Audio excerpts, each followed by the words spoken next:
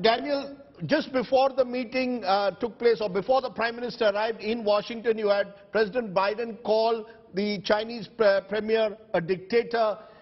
It almost seemed as if the United States was sort of weighing its options and putting India squarely in its larger orbit and almost signaling to China. Is that going to be, looking ahead, still a big impediment to a full-blown relationship? Because how can you deal with how can the United States afford to antagonize China beyond a point? I think that antagonizing China in terms of the India-U.S. relationship may be, to some extent, part of the point. I don't think that the United States actively wants to antagonize China by partnering with India.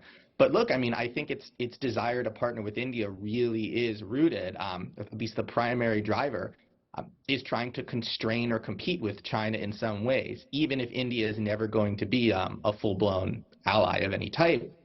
That said, I do want to echo the skepticism for all the reasons that were just listed.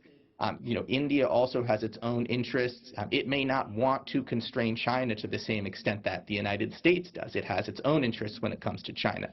China is one of its largest trading partners. It either was, is, or recently was its largest trading partner. So it has its own concerns there. And I would add that human rights could, as I kind of said before, constrain the United States and India's relationship going forward, including when it comes to their joint ability to compete with China. The United States wants its partners to all be stable, and I don't need to tell anybody that India has a history of communal violence. We see that horribly on display in Manipur right now. And I think that United States policymakers might be concerned that if India becomes increasingly illiberal, increasingly authoritarian, and various minority communities in the country feel increasingly isolated, and that leads to increased violence or instability, that would be a concern for the United States. And that might be one way that going forward, it would practically not want to be as closely aligned with India as it seems to want to be right now, as it works to compete with China. But one of the more fascinating aspects is the manner in which India, 20 years ago, when Vajpayee was there, all our questions to him signaled around Pakistan and Kashmir. Now it's all about trade and business. Ed Luce, that signals the remarkable shift in the last 20 years. 20 years ago, even when our Indian prime ministers went to the United States, the relationship was hyphenated with Pakistan. Now it's totally de-hyphenated. All the talk is about trade and business. Do you see any impediments going ahead? And that's a very good observation, Rajdeep. I mean, 20 years ago, of course, we were also, from the American perspective, in the shadow of 9/11 and the fear of Islamist terrorism, etc., in which, of course, Pakistan, Afghanistan dimension played a very strong role. So we're now in a different geopolitical mindset from the American perspective. And that's about China. And China really is very much the obsession. We talk about a multipolar world, but I think really the consensus in this town, in Washington, is that we're moving into a bipolar world. Obstacles to the US-India relationship, I think, would involve, I don't see that many, to be honest. I think, the Biden administration is all in with India.